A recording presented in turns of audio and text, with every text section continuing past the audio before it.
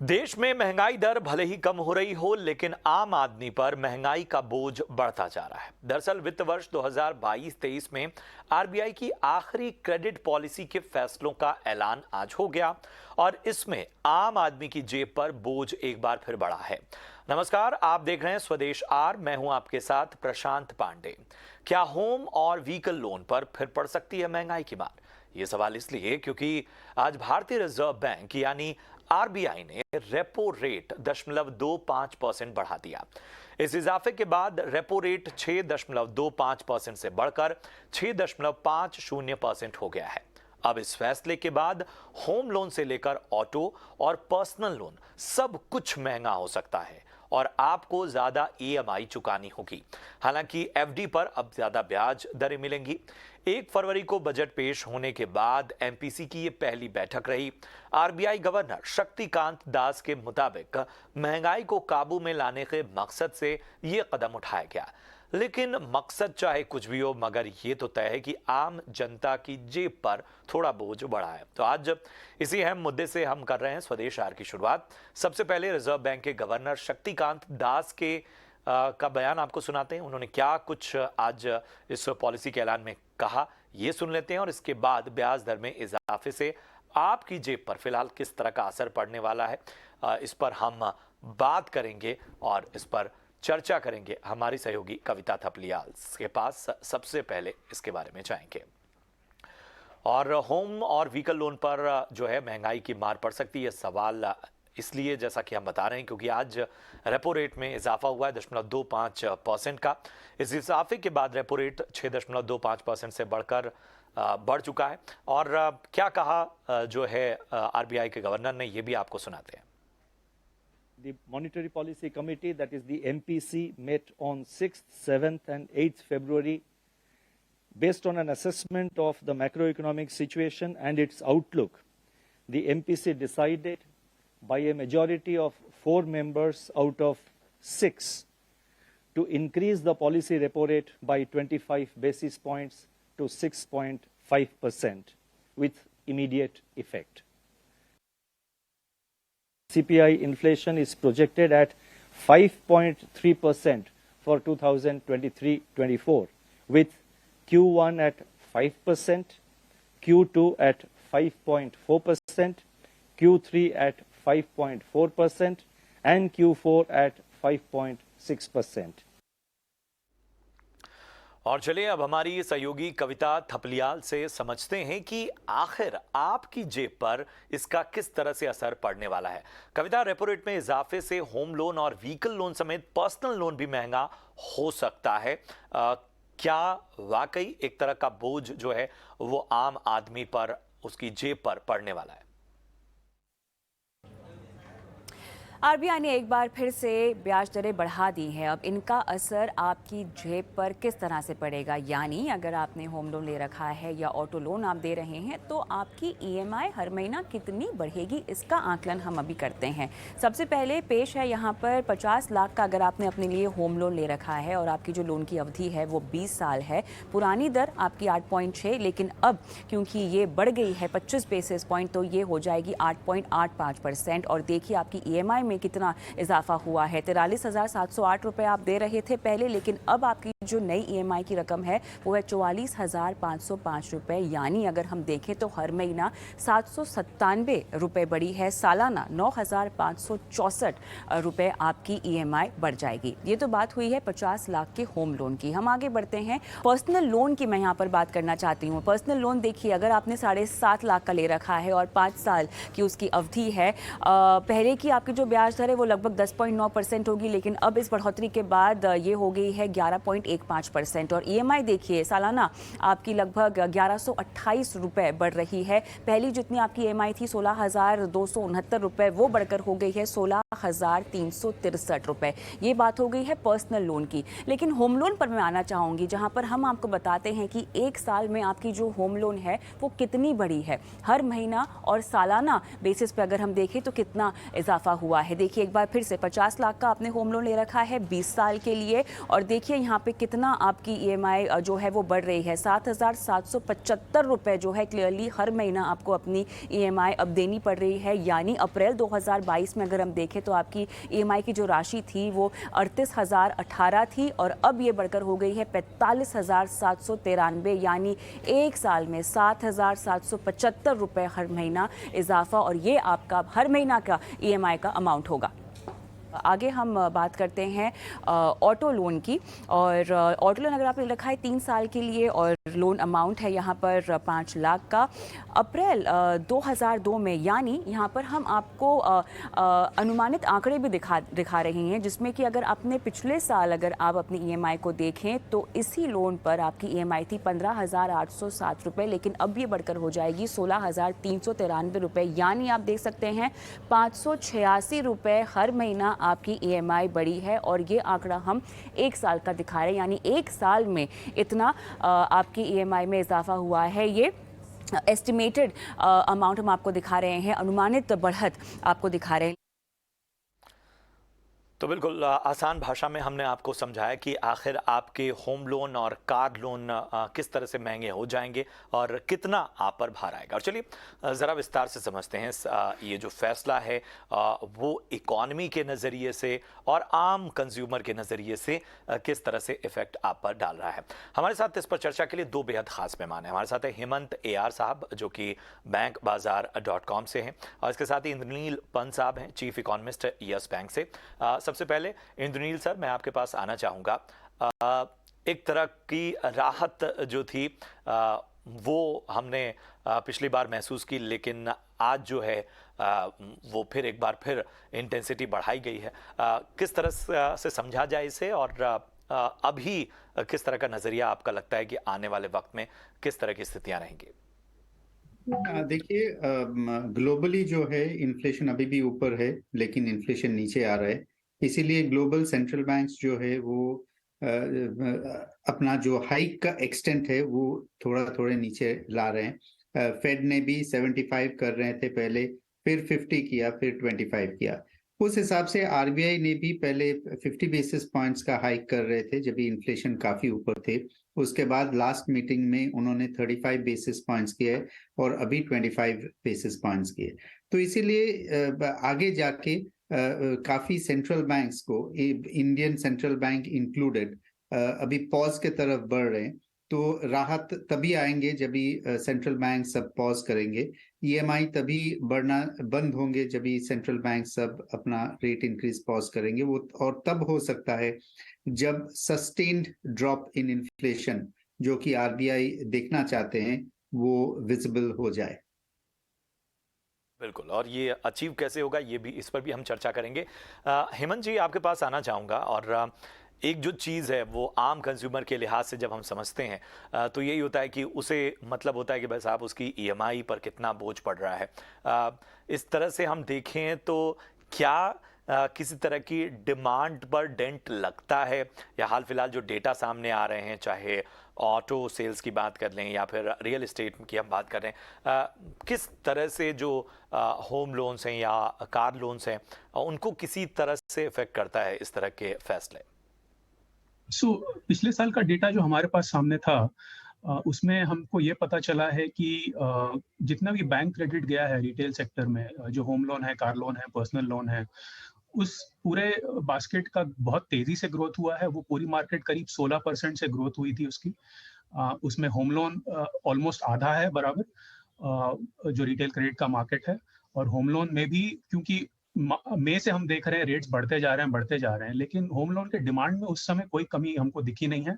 अगर आगे वो डिमांड जो है धीरे हो जाएगी, ये देखने वाली बात है। ये कब होगा हमको नहीं पता, पर जो लास्ट ईयर जो भी रेट हाइक हुए हैं उसके बेसिस पे डिमांड में कोई स्लो डाउन नहीं हुआ है। लोग अभी भी लोन लिए जा रहे हैं। इनफैक्ट जो शॉर्ट टर्म लोन्स हैं, पर्सनल लोन्स है, लोन्स अगेंस्ट एफडी है, लोन अगेंस्ट गोल्ड है, ये सब बहुत फास्ट ग्रोइंग कैटेगरीज थे। क्रेडिट कार्ड डेट भी और होम लोन में भी कोई किस तरह का स्लो डाउन नहीं आया था। इनफैक्ट जो होम लोन कैटेगरी है वो पिछले पीरियड के कंपैरिजन में ज्यादा तेजी से ग्रो हुआ था। तो रेट हाइक्स का अब तक कोई असर नहीं आया था। आगे क्या होगा वो देखने वाली बात है। प्रशांत। जाहिर सी बात है कि बार बार ये सवाल इसलिए उठता है इंद्रनील सर, क्योंकि ये कहा जाता है कि जब इस तरह का एक ट्रेंड नजर आता है तो डिमांड जो है वहां पर डेंट लगता है। आपका नजरिया क्या कहता है कि आने वाले वक्त में जो हम बात कर रहे हैं इन्फ्लेशन को लेके, यही मेजर्स ही हैं अभी फिलहाल, या थोड़ा और आपको लगता है कि आने वाले वक्त में एग्रेशन नजर आएगा? देखिए, एग्रेशन तो नजर नहीं आएंगे।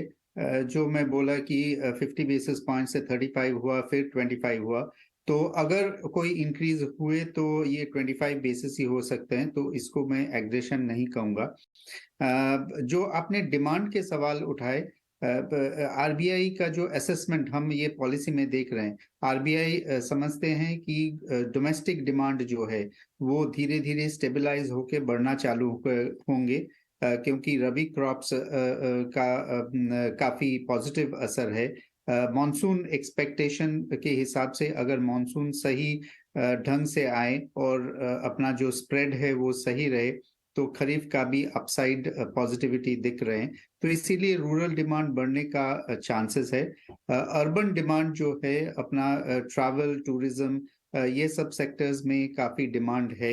एयरलाइन ट्रैवल पे काफी डिमांड है, तो वो सब भी स्टेबलाइज होके बढ़ने की चांसेस है।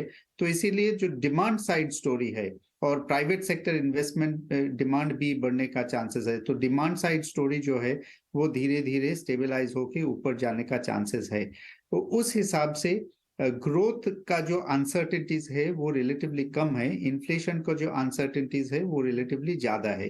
तो इसीलिए आरबीआई बहुत ध्यान से एनालाइज करना पड़ेगा कि ग्रोथ इन्फ्लेशन डायनामिक्स किस दिशा से में जा रहे हैं, और ये मेजर कंसिडरेशन ये होंगे।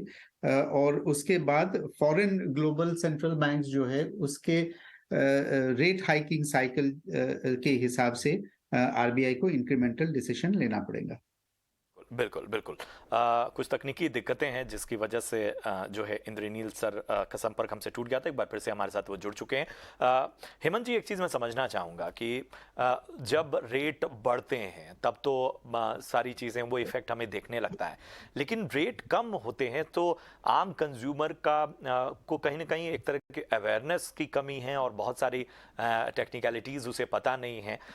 वहाँ पर जो है वो कई बार उस तक पास ऑन होने में दिक्कत होती है। तो ज़रा हमारे दर्शकों को, और उसमें ज़्यादातर कंज्यूमर भी हैं, उनको बताएं कि रेट जब कम होता है तो उनको उनके अधिकार क्या हैं, क्या क्या चीज़ें उन्हें करनी चाहिए। जी, ये बहुत अच्छा सवाल है, और इस मामले में आरबीआई ने काफी अच्छे काम किए हैं ओवर द इयर्स, ताकि जो रेट ट्रांसमिशन होता है उसे सुधारा जाए। पहले ये होता था कि मान लीजिए अगर आरबीआई ने रेट 25 बेसिस पॉइंट्स कम किया, बट आपका लोन सिर्फ 5 या 10 बेसिस पॉइंट से सस्ता हुआ, तो ये दिक्कतें पहले होती थी। 2019 के बाद से ये हुआ है कि आपका जो लोन है वो डायरेक्टली रेपो रेट से जुड़ गया है। तो अब अगर आपने 2019 के बाद अपना कोई होम लोन लिया है या कार लोन लिया है, पर्सनल लोन लिया है, अगर वो फ्लोटिंग रेट पे है, तो आपका जो रेट है वो रेपो रेट चेंज होते ही 3 महीने में एक बार अपने आप चेंज हो जाएगा। तो ये एक नया रेजीम है जो पिछले 3 सालों से चल रहा है। अगर आप किसी पिछले रेजीम पे हैं, जैसे एमसीएलआर रेजीम पे हैं या बेस रेट रेजीम पे हैं, आपने 19 के पहले कोई लोन लिया हो, तो अभी भी वो पुराने बेंचमार्क रेजीम पे हैं, जिसके कारण वो ट्रांसमिशन शायद उतना अच्छा ना हो। अगर आपको ये पूरा ट्रांसमिशन चाहिए, अगर जब रेट गिर रहे हो आपका उसका पूरा फायदा चाहिए, तो आपको रेपो रेट लोन पे रिफाइनेंस कर लेना चाहिए। रेपो रेट लोन सिर्फ बैंक देते हैं आज के दिन, होम फाइनेंस कंपनीज नहीं देते हैं, इवन दो उनके रेट भी फ्लोटिंग रेट लोन भी सस्ते हुए हैं काफी। पर जब आप रेपो लिंक लोन लेते हैं, होम लोन लेते हैं, और जब भी रेपो रेट चेंज होता है, आपको पता होता है कि आपका जो इंटरेस्ट रेट है वो कितना बदलेगा और कब बदलेगा। आप उस चीज को लेके बिल्कुल डाउट में नहीं रहते हैं। अगर आज 25 बेसिस पॉइंट आपका रेट जो रेपो रेट है बदला है, तो 3 महीने के अंदर आपका रेट भी विदाउट फेल 25 बेसिस पॉइंट से चेंज होगा। तो ये एक सर्टेनिटी आ जाती है इस पूरे पेमेंट प्लान में, और आपको समझ में आ जाता है कि आपका रेट कब बदलेगा, कब नहीं बदलेगा या कब घटेगा। तो इससे आपका फायदा होता है, आप अपने फाइनेंसेस को प्लान कर सकते हैं, आप प्रीपेमेंट प्लान कर सकते हैं, आप समझ सकते हैं कि आपका इंटरेस्ट कितना बढ़ रहा है या आपकी ईएमआई कितनी बढ़ रही है। इससे आप पूरी तरह स्पष्ट हो जाते हैं कि आपको क्या करना है। प्रशांत। बिल्कुल बिल्कुल, बहुत अहम बात। और ये एक क्लैरिटी जो है वो अपने कंज्यूमर और दर्शकों के लिए मैं चाह रहा था, और इस सवाल को पूछने का मकसद यही था। और बहुत ही आसान और बेहतर तरीके से आपने इसको हमारे दर्शकों के सामने उसका विश्लेषण किया। एक आखिरी सवाल इंद्रनील सर मेरा आपसे है, जो भी स्टेप्स उठाए जा रहे हैं वो भारतीय इकोनॉमी को स्थिर रखने के लिए, इस जो भी इस समय का माहौल है, जिस तरह का दबाव पूरी दुनिया पर, उन सब के बीच में फिर भी आपको क्या चीज़ें ऐसी बहुत बड़े फैक्टर्स लगते हैं या लगते हैं जो एक सपोर्ट सिस्टम का काम कर रहे हैं भारतीय अर्थव्यवस्था के लिहाज से? सपोर्ट सिस्टम ये है कि आरबीआई जो है वो एक क्रेडिबल सेंट्रल बैंक है, और ये क्रेडिबिलिटी को नजर में रखते हुए अपने जो रिपो रेट है वो रिपो रेट बढ़ा रहे हैं, इसलिए कि इन्फ्लेशन कम हो जाए। और इन्फ्लेशन कम होने से अपना इकोनॉमी का जो फाइनेंशियल स्टेबिलिटी है वो ज्यादा मजबूत होंगे। इमीडिएटली जो है ग्रोथ के तरफ देख के कोई फायदा नहीं है। पहला चीज जो देखना चाहिए अभी इन्फ्लेशन है, ताकि फाइनेंशियल सिस्टम का स्टेबिलिटी रहे। फाइनेंशियल सिस्टम का जो स्टेबिलिटी है वो कंसिडर किया जाता है कि एक इकोनॉमी का बैकबोन होता है, और अगर बैकबोन सही रहे तो कुछ दिनों के बाद पूरा दुनिया में अगर जब स्टेबिलिटी आएंगे तो इंडिया का जो रिफॉर्म्स प्रोसेस है वो रिफॉर्म्स प्रोसेस और डोमेस्टिक स्टेबिलिटी के हिसाब से अपसाइड मोमेंटम काफी मजबूत हो सकता है। अगर ये स्टेबिलिटी नहीं रहता और इकोनॉमी अनस्टेबल होती और ग्रोथ इससे भी ज्यादा गिरते हैं, तो वो अपसाइड मोमेंटम जो है वो नहीं दिख पाएंगे आप। तो इसीलिए पॉलिसीज जो ले रहे हैं both government and reserve Bank of India, वो इस दिशा में इकोनॉमी को जेंटली पुश करने की कोशिश कर रहे हैं। कोशिशें वही हैं कि जो एक बेहतर संकेत और एक तरह का मैसेज भारतीय अर्थव्यवस्था का पूरी दुनिया में जा रहा है, और इसे लेकर हर ओर बात हो रही है कि वैलिडेशन मिल रहा है कि इस चैलेंजिंग टाइम में भी किस तरह से भारतीय अर्थव्यवस्था बेहतर बनी हुई है, अपने आप को थामे हुए है। ये कहीं ना कहीं एक तरह का बहुत बड़ा उदाहरण है। बहुत बहुत शुक्रिया इंद्रनील सर, और इसके साथ ही हेमंत जी आपका भी बहुत बहुत धन्यवाद इस खास विश्लेषण के लिए। और चलिए बढ़ते हैं आगे। कुछ लैंडिंग ऐप्स पर सरकार की तरफ से कड़े कदम उठाए जाने को लेकर हमारे संवाददाता अंकुर मिश्रा ने आरबीआई गवर्नर शक्तिकांत दास से सवाल किया, जिस पर उन्होंने कहा कि कुछ ऐसी नॉन एनबीएफसीज कंपनियां हैं जो अवैध तरीके से लेंडिंग के जरिए मैसेज करती हैं। सरकार की तरफ से उन पर कार्रवाई की गई है। सर, लेंडिंग ऐप्स पे सरकार ने कुछ कड़े कदम उठाए हैं अभी रिसेंटली। मैं ये जानना चाहता हूं क्या ये रिजर्व बैंक की परामर्श पे हुआ है, और lending guidelines, digital lending guidelines भी रिजर्व बैंक द्वारा इशू की गई थी पास में, वहां पर कुछ कॉन्करेंट इश्यूज थे जो सरकार से डिस्कस होने थे, वहां पर क्या प्रोग्रेस है? दिस एप्स वो आरबीआई के रेगुलेटेड एंटिटीज नहीं है। हमारे जो रेगुलेटेड एंटिटीज है, जो मतलब आरबीआई का सर्टिफिकेट ऑफ रजिस्ट्रेशन है, वो प्राइमरीली एनबीएफसीज है। इन टर्न एनबीएफसीज कई सारे एप्स यूज करते हैं, तो हम वो जो एनबीएफसीज है उनसे हमने एक लिस्ट मंगवाया कि कौन कौन ऐप जो, बिकॉज काफी सारे इलेजिटिमेट इलीगल एप्स भी है जो कि अपने आप अपने आप लेंडिंग करने की मतलब प्रॉमिस करते हैं, मोबाइल में मैसेज भेजते हैं, जो कि कोई भी एनबीएफसी सेक्टर का मतलब no NBFC sector has appointed them. तो एनबीएफसी सेक्टर के द्वारा जो एनबीएफसी इस लेंडिंग बिजनेस में है, डिजिटल लेंडिंग में है, उनके द्वारा जो जो ऐप वो यूज करते हैं उसका लिस्ट हमने गवर्नमेंट को दे दिया है। उस बेसिस पर गवर्नमेंट ने ये कदम उठाई। और आरबीआई पॉलिसी के ऐलान के क्या फाइन प्रिंट रहे, बता रही हैं ईटी नाउ की consulting editor Maithili Bhusnurmath. Reserve Bank of India का मॉनेटरी पॉलिसी कमेटी ने आज जो निर्णय लिया वो लार्जली एक्सपेक्टेड लाइंस पे था। जो रेपो रेट जो था 25 बेसिस पॉइंट्स पे हाइक हुआ, और this was on expected lines. अभी रेपो रेट हो गया 6.5%, और as far as stance was concern, इसमें थोड़ा सा डिसएग्रीमेंट था इकोनॉमिस्ट के बीच में। ये था कि जब लिक्विडिटी वैसे ही टाइट हो रहा है तो न्यूट्रल स्टांस का एक लॉजिक है, कुछ स्टेटस हो सकता है, लेकिन एमपीसी ने ये भी 4:2 डिसीजन के बेसिस पे focused on withdrawal of liquidity, वही पोजीशन जैसे पहले था वही रिटेन किया। अगले साल ग्रोथ रेट 6.4% रखा है और इन्फ्लेशन रेट 5.3% है। तो यस, 5.3% 4% का जो टारगेट से थोड़ा हाई है, लेकिन अगर हम ग्रोथ के मुताबिक देखें तो ग्रोथ में मेरे ख्याल से ज़्यादा रिस्क थे, तो इसलिए आरबीआई के लिए एक केस था कि स्टांस न्यूट्रल करे।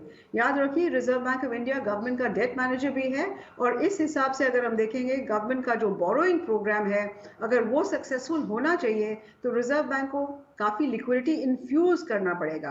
तो एक हाथ से वो कह रहे हैं हम विड्रॉल लिक्विडिटी पे फोकस रहेंगे, और दूसरे हाथ से circumstances might compel them to infuse liquidity.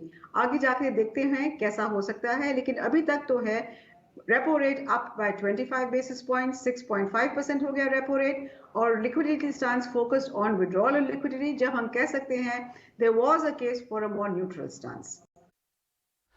और क्रेडिट पॉलिसी के बाद बाजार और इंडस्ट्री के दिग्गजों का क्या नजरिया है, आपको सुनवाते हैं। थोड़ा सा कॉशियस स्टैंस है गिवन द नंबर्स। काफी सारे आंकड़े दिखाए गए। अगर आज आप ग्लोबल इंडाइसेस या ग्लोबल नंबर्स देखें, चाहे वो कमोडिटी प्राइसेस हो, इवन इन्फ्लेशन फिगर्स ग्लोबली आप देखें, तो थोड़ा सा डाउनवर्ड ट्रेंड है। आप इंडिया की स्टोरी देखें, चाहे वो रबी का सोइंग हो, almost 6.8 6.9% higher than the previous number चल रहा है। तो ओवरऑल चाहे वो पैसेंजर सेल्स हो, एफएमसीजी सेल्स हो, पूरी स्टोरी अगर आप देखें और सुने तो ऐसा लग रहा था कि it is moving towards the positive direction. उस बीच में एक 0.25% का हाइक, या यू कैन ऑलवेज आर्ग्यू, एक पॉज बटन भी कई लोगों का था कि एटलीस्ट एक साइकिल के लिए पॉज लगाएंगे। But in the past the regulator and the reserve bank, उन लोगों ने काफी अच्छा इंडिया को स्टीयर किया है from the global chaos which was there. अभी भी पूरा हटा नहीं है, लेकिन जनरल जो ड्रिफ्ट लग रहा है वो पॉजिटिव लग रहा है। सो उसको बैकग्राउंड में देखते हुए 0.25% hike is what it is. Immediate reaction यही होगा कि अगर एक साइकिल पीछे जाता तो ठीक रहता, but anyway so we were expecting this, so it was either this way और that way, no real surprise in my mind. The bigger question and the bigger point that I wanted to make is कि जो numbers दिख रहे हैं हमें, चाहे वो economy के हो, inflation going is at it's almost at a static level, probably drifting down. उस केस में देखा जाए तो एक तरह से in my view economy is in safe hands and I think it's moving the right direction. ऐसा लगता है कि ये लास्ट रेट हाइक है और इसके बाद there will probably not be any more rate hike. और जो इंडिकेशन जो मिलता है, जैसे कि आरबीआई का जो भी फोरकास्ट इन्फ्लेशन का है अगले साल के लिए 5.3% है, that itself is an indication that inflation is going to be above 5%। तो हमारा पहले ये मानना था कि शायद towards the end of the year there is a possibility that there could be a rate reversal अगर इन्फ्लेशन स्टेबल होगा। लेकिन अगर हम ट्रैजेक्टरी देखेंगे अभी first quarter, second quarter, third quarter और fourth quarter, there tends to be an increasing trend in the quarterly inflation numbers. तो यही से हमें ये पिकअप कर सकते हैं कि there is probably not going to be any rate cut on the horizon for the next financial year. और जैसे कि लिक्विडिटी, मेरे ख्याल में the way we look at liquidity is the net liquidity, जहाँ पे जैसे को RBI said is 1.6 lakh crore, वहां पे ये एडजस्ट, अगर हम ये एलटीआरओ का एडजस्ट करेंगे, I think the liquidity is less than 1 lakh crore. ये रिएक्शन रहा है बिकॉज ऑब्वियसली गवर्नर ने रूम छोड़ दिया है कि वो रेट हाइक कर सकते हैं। बट जैसे मदन ने भी कहा कि अगर ट्रेजेक्ट्री और जो रुख है इन्फ्लेशन का ट्रेजेक्ट्री है, अगर वो सेम रहा तो ये लॉन्ग पॉज होगा बहुत। बट मार्केट को शायद एक्सपेक्टेशन था कि शायद आरबीआई पॉज का इंडिकेशन दे देगा, तो वो दिया नहीं है। तो आई थिंक उसकी वजह से मार्केट अभी थोड़ा सा गिव अप कर रहा है गेम्स, और उसकी वजह से आपको बैंकिंग सेक्टर्स ऑब्वियसली आपको थोड़ा सा प्रेशर आएगा, बिकॉज डिपॉजिट जैसे रेट ऊपर जाएगा और लिक्विडिटी टाइट होगी तो डिपॉजिट रेट्स भी बढ़ सकते हैं थोड़ा सा नेक्स्ट 3 से 6 महीने में, बिकॉज क्रेडिट ग्रोथ जैसे बात करी वो स्ट्रांग है और deposit growth is lower than credit growth. तो वो कैचअप होने में शायद आपके डिपॉजिट रेट ज्यादा बढ़ाने पड़ेंगे बैंक्स को, उससे कॉस्ट ऑफ फंडिंग पे इम्पैक्ट आ सकता है। तो उसको देखते हुए आई थिंक बैंकिंग स्टॉक्स थोड़ा सा गिव अप कर रहे हैं गेन्स।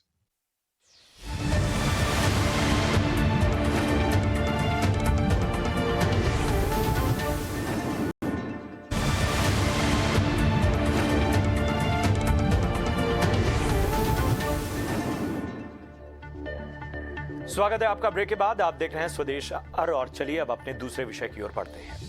आज के दौर की भाग दौड़ भरी जिंदगी में रुकना किसी को पसंद नहीं, लेकिन कहीं ना कहीं इस भाग दौड़ में हमने कुदरत के कई नायाब तोहफों सौगातों को एक तरह से भुला दिया है, जैसे कि मोटा अनाज यानी मिलेट्स, जिसका सीधा असर पड़ रहा है हमारी सेहत पर। लेकिन 1 फरवरी को जब केंद्रीय वित्त मंत्री निर्मला सीतारमण ने आम बजट को पेश किया तो इसमें मोटा अनाज यानी मिलेट्स के उत्पादन को लेकर और इसके अवेयरनेस को लेकर बड़ी घोषणाएं की गईं। वित्त मंत्री ने मोटे अनाजों के सबसे बड़े उत्पादक देश भारत में मिलेट्स यानी मोटे अनाजों के उत्पादन को बढ़ावा देने और इसे अंतरराष्ट्रीय स्तर पर आपूर्ति के लिए इंटरनेशनल इंस्टीट्यूट ऑफ मिलेट्स का गठन करने का ऐलान किया। IIMR इसका नाम है। इस दौरान वित्त मंत्री का कहना था कि मिलेट्स जैसे कोदो, रागी, बाजरा, ज्वार और समा, कुट्टू, रामदाना जैसे मोटे अनाजों के प्रोडक्शन को भारत में बढ़ाने के लिए सरकार बड़े कदम उठा रही है। इसके साथ ही मोदी सरकार 1 साल में 1 करोड़ किसानों को नेचुरल फार्मिंग अपनाने के लिए आर्थिक मदद भी देगी। अब सवाल है कि भारत एक बार फिर मोटे अनाज की श्रेणी में बड़ा उत्पादक बनकर उभरेगा, और अगर ऐसा हुआ तो कई प्लेटफॉर्म जैसे रोजगार, आत्मनिर्भर भारत मिशन, एक्सपोर्ट में भारत ऊंचाइयों की नई एक तरह से इबारतें गढ़ेगा। तो आज इसी मुद्दे को हमने चुना है स्वदेश आर में चर्चा के लिए, और इस पर हमारे साथ खास विश्लेषण के लिए मौजूद हैं विनोद आनंद साहब, जो कि सेक्रेटरी जनरल हैं MSP कमेटी भारत सरकार में। विनोद जी, बहुत बहुत स्वागत है आपका। और इसके साथ ही दीक्षा छाबड़ा जी हैं, जानी मानी फिटनेस एक्सपर्ट और न्यूट्रिशनिस्ट। दीक्षा, आपका भी बहुत बहुत स्वागत। विनोद जी, सबसे पहले मैं आपके पास आना चाहूँगा। ये जो मैं मानता हूं कि एक अवेयरनेस जो है वो नहीं रही है।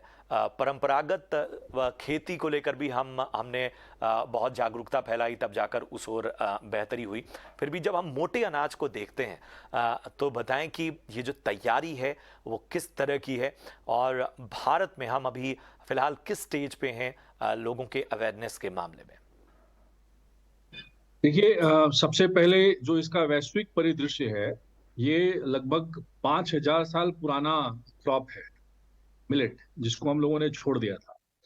और विश्व में ये एशिया में इसका प्रोडक्शन, अमेरिका में इसका प्रोडक्शन होता है, यूरोप में, अफ्रीका में और ऑस्ट्रेलिया, न्यूजीलैंड में। एशिया में भी जो प्रोडक्शन टोटल होता है उसका 80% प्रोडक्शन हमारे यहाँ होता है, भारत में होता है।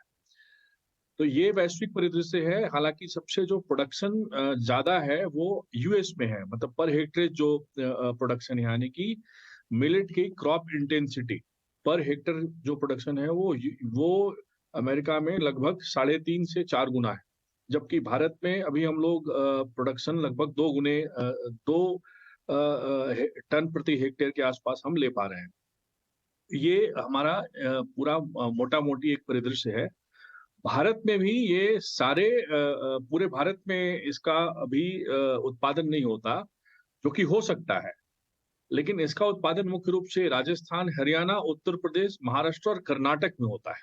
तो ये मिला जुला की पूरी बात है। अब इसका एक और नाम माननीय वित्त मंत्री जी ने कहा था, वो था श्री अन्ना। तो श्री अन्न का मतलब ये है कि जो पुराने मंदिर हैं, जैसे महापद्मानंद मंदिर या फिर पुरी का जो मंदिर है, टेम्पल है, वहां पे कई वर्षों से जो मिलेट है उसका प्रसाद चढ़ाया जाता है, इसलिए उसको श्री अन्ना भी कहते हैं।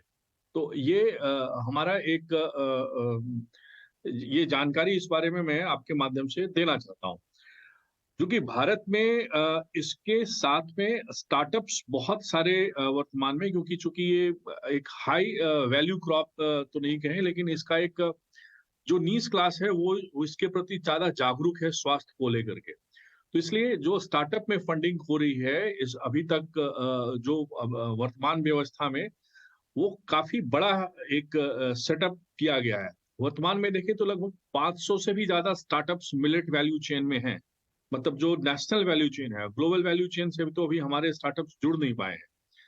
और इसमें सिर्फ और सिर्फ पिछले वर्ष जो आरकेवीआई रफ्तार थी उससे 250 से ज्यादा स्टार्टअप्स मिलेट में बने हैं।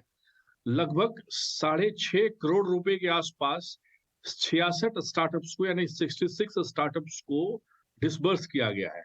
और ये पूरा इसका जो एक वैल्यू चेन है, इसमें प्राइमरी प्रोसेसिंग भी होती है, आरटीसी यानी कि रेडी टू कुक फूड भी है, ब्रेकफास्ट के लिए भी, मिलेट के लिए भी, पिज्जा, पॉरीज, फ्लेक, पप्स, हर तरह की इसमें क्रॉप्स प्रोड्यूस किए जा रहे हैं।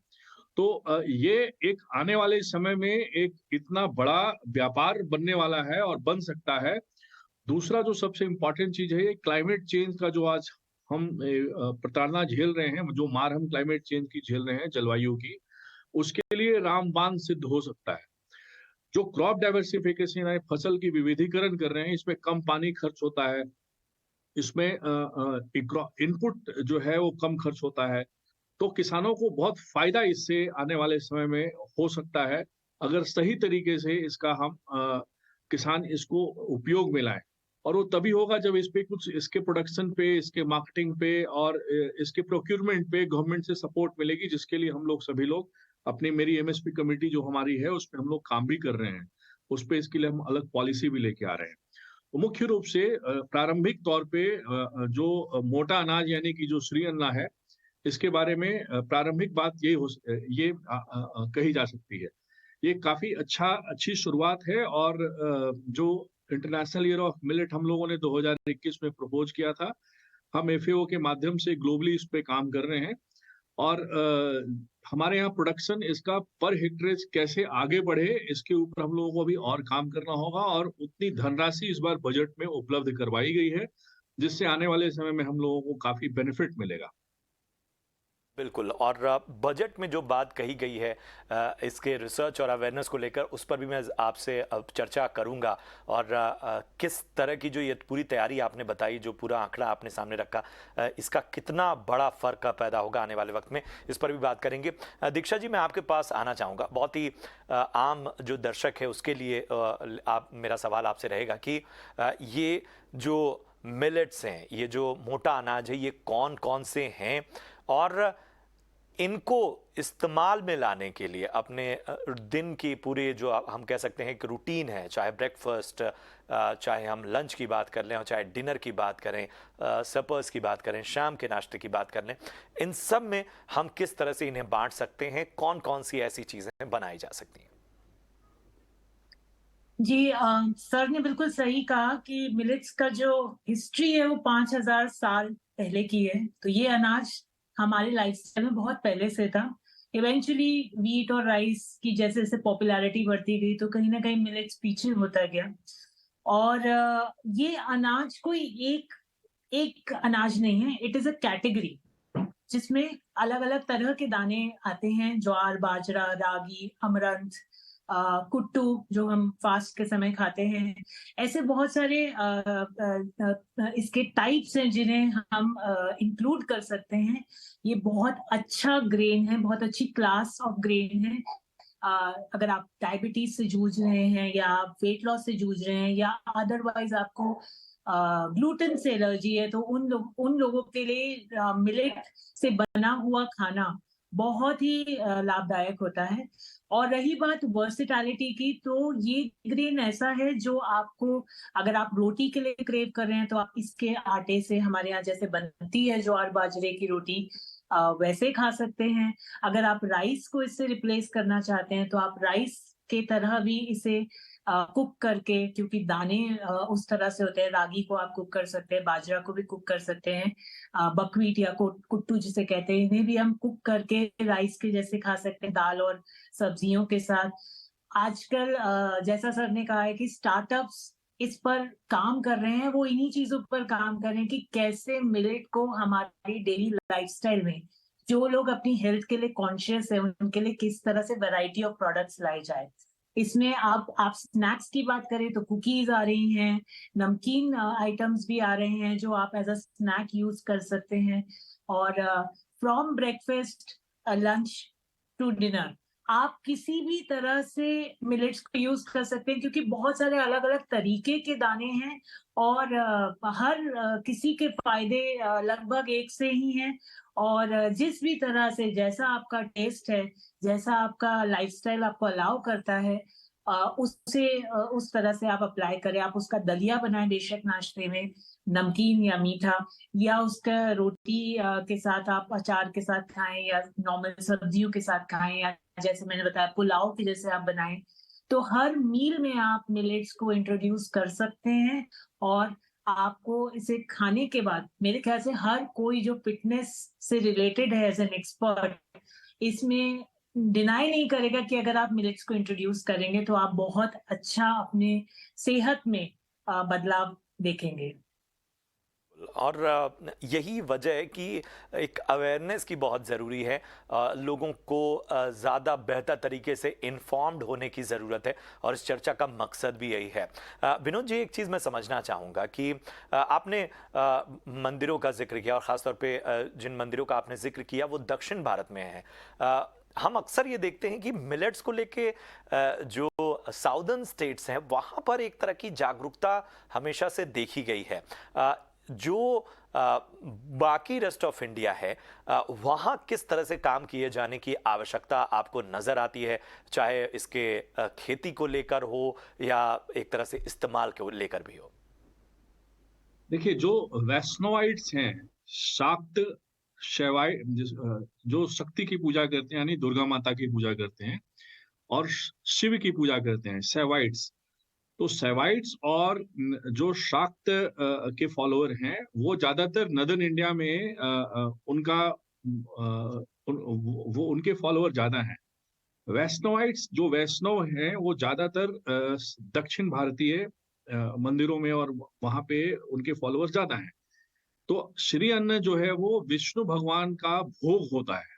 तो this is what the whole agenda is. अब इसमें ऐसा नहीं है कि ये हमारे नदर्न इंडिया में ये इसका प्रयोग नहीं किया जाता था। जैसे कि अभी आप 5 अनाज, आपको जब प्रसाद 5 अनाज का बनाना हो तो कौन सा होगा? अनाज तो आपके पास गेहूं और चावल ही है। लेकिन हमारे सारे कर्म कांड में जितना भी हम कार्यक्रम करते हैं उन सब में 5 अनाज कम से कम बनता है। तो वहां पे बाजरा और जौ और इनकी आवश्यकता तो पड़ती ही पड़ती है। तो ऐसा नहीं है कि ये सिर्फ और सिर्फ दक्षिण भारतीय केंद्र श्री अन्न रहा है। ये उत्तर भारत में भी इसका मूल रूप से और पश्चिम भारत में भी इसका प्रयोग किया गया है। जहाँ पे प्लांट बेस्ड इकोनॉमी जिस क्षेत्र में ज्यादा थी, जिस एग्रो क्लाइमेटिक जोन में ज्यादा थी, जैसे नॉर्थ ईस्ट है, बंगाल का भूभाग है, वहां पे और गैंगटिक बेल्ट में, वहां पे इसका प्रोडक्शन कम होता था। लेकिन जो जैसा कि अभी हम लोग सुन रहे थे कि ये कोई एक अनाज नहीं है, ये एक ग्रुप ऑफ जो सीरियल्स हैं उनको हम मोटा अनाज कहते हैं। तो millets is not one commodity, ये बहुत सारे, ये 5-7 कमोडिटी इसमें हैं। और इवन एक कमोडिटी के भी, जैसे कि मान के चलिए फॉक्सटेल है, तो उसके भी कई वेरिएंट्स हैं। तो अभी इसके ऊपर जो प्रॉपर रिसर्च होना है कि हमारे यहाँ विश्व के सारे एग्रो क्लाइमेटिक जोन्स हमारे यहाँ हो सकता है और हम विश्व की सारी चीजें हमारे यहाँ 593 टाइप के क्रॉप्स उगाए जा सकते हैं। दुनिया भर के 18 के 18 एग्रो क्लाइमेटिक जोन्स हमारे यहाँ हैं। तो किन किन जगहों पे किन किन अनाजों का यानी किन किन मिलेट्स का उत्पादन होगा और उनका कंजप्शन वहां पे किस प्रकार से किया जा सकता है। तो जो प्रोडक्शन और कंजप्शन को मैच करा करके इसकी पॉलिसी मार्केटिंग की बनेगी और बनाई जाएगी। वर्तमान में जो एक नीस क्लास है, यानी कि जो एक रिच क्लास है, जो जैसे हम डायबिटिक कैपिटल भी हैं, तो अगर हम मिला जुला करके अगर हम मिलेट का सदुपयोग करना शुरू करें तो डायबिटीज से हम बाहर निकलेंगे। बिल्कुल। जो सबसे प्रमुख बात है जो मैं आपके माध्यम से कहना चाहता हूं, जैसे कि शेफ जो हमारे हैं, अगर हम उनको एडुकेट कर पाए, जो 5 स्टार होटल्स में इससे लगता हुआ स्वादिष्ट व्यंजन इसके ऊपर बनाया जा सकता है, कई कुट्टू के आटे का भी और सावा, कंगनी, चीनी, कोदो सबका।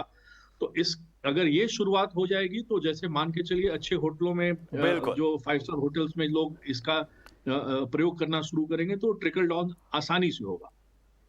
बिल्कुल बिल्कुल। और वाकई ये बड़ी ही विस्तारित चर्चा इसलिए भी रही क्योंकि शायद विनोद सर ने जो बातें कही उसको जानना बड़ा दिलचस्प था। और बहुत सी ऐसी चीज़ें थी जिसका जो कनेक्शन है जो है वो हमारी संस्कृति, हमारे आध्यात्म, हमारी जो प्राचीनता है, खान पान और हमारे जीवन शैली, इन सब में जो चीज़ें रची बसी हैं उससे ये जुड़ा हुआ है। बहुत बहुत शुक्रिया करेंगे विनोद सर आपका। इसके साथ ही दीक्षा, आपका भी बहुत बहुत धन्यवाद। बहुत ही बेहतर चर्चा रही। उम्मीद करते हैं कि एक तरह से जो अवेयरनेस फैलाने की हमारी कोशिश है इस चर्चा के जरिए वो और ज़्यादा बेहतर हो, मजबूत हो। इस बीच कुछ और अहम खबरों की ओर चलिए बढ़ते हैं। आज प्रधानमंत्री नरेंद्र मोदी ने राष्ट्रपति अभिभाषण पर लोकसभा में धन्यवाद प्रस्ताव पर हो रही चर्चा का जवाब दिया। इस दौरान पीएम मोदी नाम लिए बिना कांग्रेस नेता राहुल गांधी पर जमकर बरसे। अदानी विवाद पर लगे आरोपों पर जवाब देते हुए पीएम मोदी ने कहा कि बेवजह के आरोपों पर उनके पास देश के 140 करोड़ लोगों का सुरक्षा कवच है। पीएम ने राहुल गांधी की भारत जोड़ो यात्रा पर भी जमकर निशाना साधा। आपके आरोपों को इन कोटि कोटि आदरणीय अध्यक्ष जी, आपकी गालियों को, आपके आरोपों को इन कोटि कोटि भारतीयों से होकर के गुजरना पड़ेगा। आदरणीय और वहीं भारत के एनर्जी सेक्टर को और विस्तार देने के लिए दुनिया की दिग्गज ऑयल एंड गैस कंपनियों ने पीएम मोदी को जो सुझाव दिए, पेट्रोलियम मंत्रालय उन पर विचार कर रहा है। ईटी नाउ स्वदेश से एक्सक्लूसिव बातचीत में पेट्रोलियम मंत्री ने कहा कि ग्रीन हाइड्रोजन के लिए काफी काम किया जा रहा है। इलेक्ट्रोलाइजर्स के निर्माण में भारतीय कंपनियां ग्लोबल कंपनियों से बड़ी साझेदारी कर रही हैं। हमारे सहयोगी प्रकाश प्रियदर्शी ने ये एक्सक्लूसिव बातचीत की। Green hydrogen, the collaboration has been taking place for some time. I gave you one example of a company called John Cockerell. They have 30% of the global production of electrolyzers. 30% of the global production of electrolyzers means if they have 2,000 megawatts total production, they do it 30%. Now, if they are in touch, I can give you the names of other companies whom our companies are tying up for both the technology on electrolyzers and the actual process. You know, there are three broad technologies in this area. But our companies into all of them. And I see them being able to progress these on a step-by-step basis. You know, when the Honorable Prime Minister announced, I think 15th August 2021, that we were going to take up green hydrogen in mission mode, some people thought for a while nothing was happening. They're not correct. Before you come out with a policy, you're going to consult all the stakeholders. So now this new policy which the cabinet unveiled, I think, 2 weeks ago, is a brilliant policy. Because in our case, the energy usage is not coming from one part of the system. So you've got this steering committee or apex committee which will be headed by the cabinet secretary in terms of structure. And 6 different ministries will deal with green hydrogen in their own areas. और अगले 35 सालों में दुनिया की कुल energy खपत में भारत का हिस्सा 25% से ज्यादा होगा। यही वजह है कि दुनिया की दिग्गज ऑयल कंपनियों की भारत में दिलचस्पी है। ओएनजीसी के चेयरमैन अरुण कुमार सिंह ने ईटी नाउ स्वदेश से एक्सक्लूसिव बातचीत में कहा कि अपनी एनर्जी जरूरतों को पूरा करने के लिए भारत पारंपरिक स्रोतों के साथ रिन्यूएबल एनर्जी पर खास फोकस कर रहा है। उनसे बात की हमारे सहयोगी प्रकाश प्रियदर्शी ने। इंडिया एनर्जी वीक एक ऐसे समय में हो रहा है जब पूरी दुनिया भर में एनर्जी की ज़रूरतें बढ़ रही हैं और एक क्राइसिस जैसी स्थिति है due to various factors. India की एनर्जी सिक्योरिटी के पॉइंट ऑफ व्यू से अगर देखें तो ये कितना इम्पॉर्टेंट कॉन्फ्रेंस रहा है। और दूसरी चीज़ ओएनजीसी के कॉन्टेक्स्ट में देखें तो इंटरनेशनल कोलैबोरेशन के लिहाज से ये कितना इम्पोर्टेंट रहा है। तो ये सारा फोरम एक इज़ ऑल अबाउट जिसको बोलते हैं ना कोलैबोरेशन के बारे में। यहाँ सारी कंपनियाँ आईं, एक दूसरे से उनकी वार्तालाप हुई, उनके जो मुद्दे हैं वो एक दूसरे के सामने रखा और उसी फ्रेमवर्क में जो एक कोलैबोरेशन का फ्रेमवर्क है। और चूंकि इंडिया अगले 25 साल में 24 साल में एक डेवलप्ड नेशन बन जाएगा और डेवलप्ड नेशन बनने के लिए जितनी एनर्जी की ज़रूरत है पूरे दुनिया में जहाँ भी जितनी ज़रूरत है, जितना ग्रोथ होगा उसका 25% सिर्फ इंडिया से मिलेगा, वो भी 2040 तक। तो 40 तक ही मतलब आई एम सेइंग 40 के बाद शायद 25-50 हो जाए, लेकिन 2040 तक ग्रोथ का जो 25% हिस्सा है वो इंडिया में है। इसलिए उनके लिए भी इंडिया, सबों के लिए इंडिया बहुत बहुत इम्पोर्टेंट है। अब उस कॉन्टेक्स्ट में कि इंडिया का एनर्जी नीड कैसे मीट होगा, इसमें दो रास्ते हैं। कुछ कन्वेंशनल ऑयल एंड गैस से मिलेंगे, कन्वेंशनल फील्ड से, और कुछ रिन्यूएबल से मिलेगा। इंडिया को दोनों की ज़रूरत है, इंडिया को दोनों की उतनी ही ज़रूरत है। ये कहना ठीक नहीं होगा कि आइदर और, ये एंड वाली दुनिया है। इसलिए उस हिसाब से हम यहाँ आए कि और वो 5 जो ओएनजीसी के लिए महत्वपूर्ण क्षेत्र हैं, उसमें हमने बहुत लोगों से बात की है। उसमें सबसे पहला क्षेत्र जो है वो डीप वाटर एक्सप्लोरेशन है, क्योंकि इंडिया ने बहुत बड़ा एरिया गवर्नमेंट ने रिलीज़ किया है अभी डीप वाटर एक्सप्लोरेशन के लिए। वो करीब 30% सेडिमेंट्री बेसिन का एरिया है। तो एक वो है। दूसरा है कि हमारी जो रिकवरी है, जो हम प्रोड्यूसिंग फील्ड है, उसकी जो रिकवरी है वो हम बढ़ाना चाहते हैं। तो उसके लिए टेक्नोलॉजिकल क्या क्या नए चीज़ हो सकते हैं, वो बहुआयामी है, तो सारे जो उसके आयाम हैं उस पर हमने वार्ता करने की कोशिश की। तीसरा था हमारा कि जो जो रिन्यूएबल का स्पेस है, क्योंकि जो नई दुनिया का जो स्पेस है, नई ऊर्जा का जो स्पेस है, उसमें भी हमने काफ़ी लोगों से बातचीत की है कि उसमें क्या किया जा सकता है। चौथा जो स्पेस है, जिसको हम कार्बन कैप्चर एंड स्टोरेज बोलते हैं, और उसका कैसे हम यूज़, जो कार्बन डाइऑक्साइड है वो बाहर से लेके अपने अंडरग्राउंड जो फील्ड्स हैं उसमें लेके जाएं और उससे हमारा ऑयल प्रोडक्शन में मदद मिले। पांचवा जो क्षेत्र है वो हाइड्रोजन है, कि हाइड्रोजन के क्षेत्र में और क्या कर सकते हैं।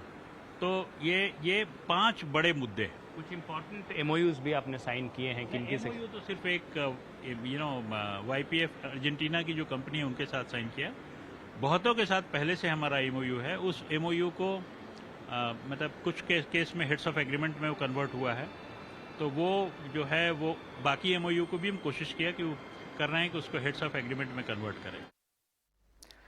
और चलिए इसी के साथ स्वदेश आर में आज के लिए इतना ही। दीजिए इजाजत, आप देखते रहिए ET नाउ स्वदेश। नमस्कार।